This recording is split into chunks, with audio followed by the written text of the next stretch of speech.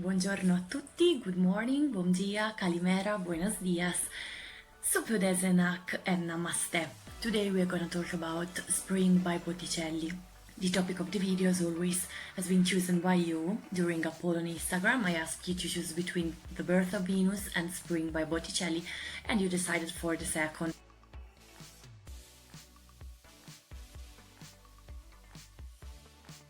So the topic of today is this great masterpiece by Sandro Botticelli. This is the fourth episode of Quarantine. The first episode was about the Madonna by Filippo Lippi, the second one, The Annunciation by Leonardo da Vinci, the third one, Caravaggio, his Medusa, and now today we're gonna talk about one of the main characters of the Florentine Renaissance, Sandro Botticelli. I just want to tell you there are really many ways of reading this masterpiece. Today I'm gonna tell you the most popular ones and I hope you will enjoy it. Botticelli probably painted this work in 1482 for the wedding of the cousin of Lorenzo the Magnificent. Also, if the complex meaning of the composition remains a mystery, the paintings is for sure a celebration of love, peace and prosperity.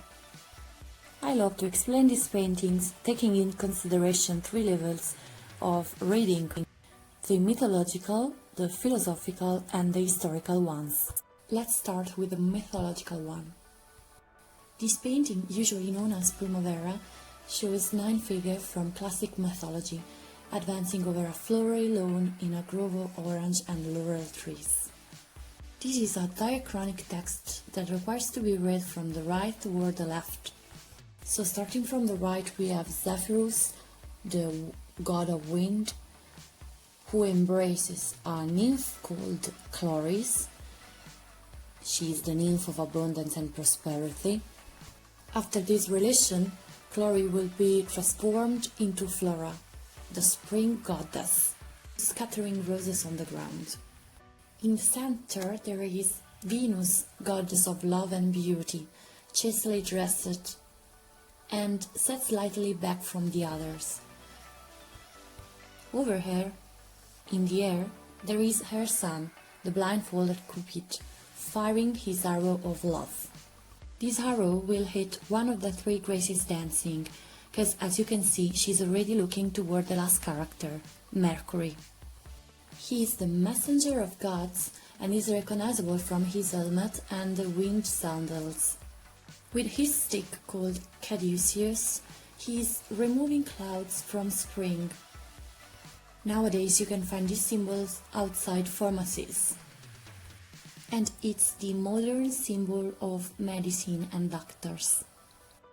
The scenes take place in the sacred garden of Venus, as the plant of myrtle suggests us.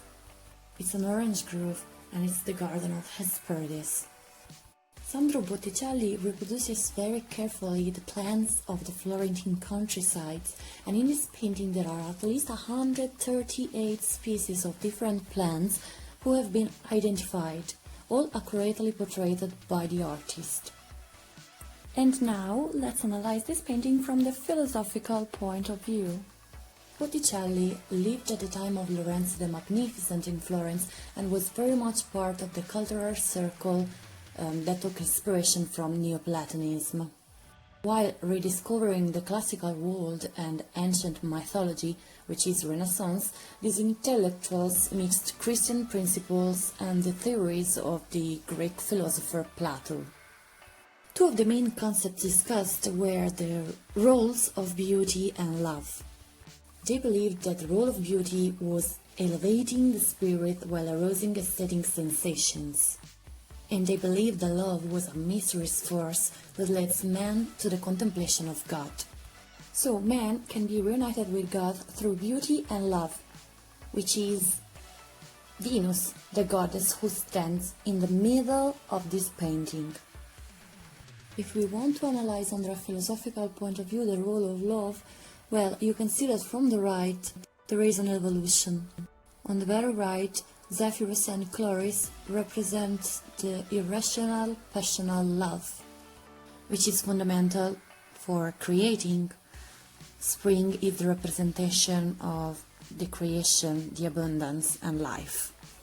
Then this strength of love, thanks to the mediation of Venus and Cupid, can become purer and stronger.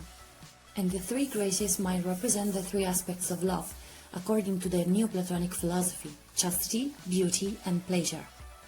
Only in this way love can rise upwards as indicated by Mercury.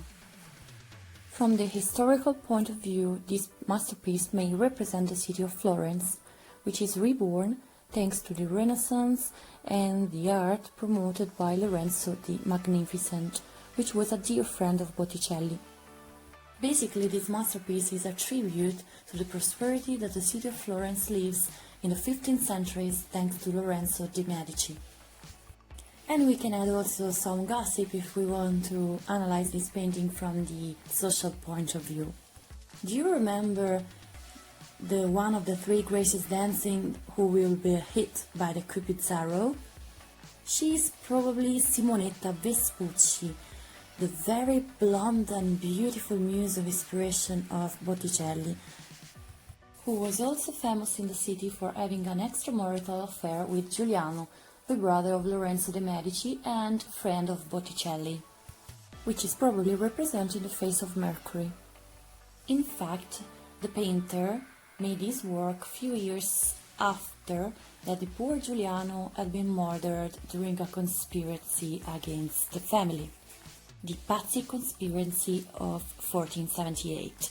So probably Botticelli wants to make a tribute to his friend and to the love they shared for the beautiful Simonetta. This work is full of symbols. Also, the orange fruit is an allusion to the Medici family and to the conjugal love. Remember, in fact, that this work was done to celebrate the wedding of the cousin of Lorenzo de' Medici. And the cornflower and daisies are the symbol of the beloved woman. To finish, I want to point your attention in the technique used by Botticelli. The contour line is more important than the volume, which is rendered with a light chiaroscuro. Then, if you paid attention during my explanation, you can probably recognize the transparent veils used by Filippo Lippi, his master. So Botticelli is recalling Filippo Lippi using transparent veils like he did. Well, I hope you enjoyed my video. If you have any question, please write me here in the comment section. And if you want to keep choosing between masterpieces, you should follow me on Instagram, and my page is called San Florence Tours. Then if you want to reserve or book tours in Florence with me, you can check my webpage, that's www.sanflorencetours.it. And if you like this video, please like it and subscribe. That's it for now. Thank you for watching. See you soon.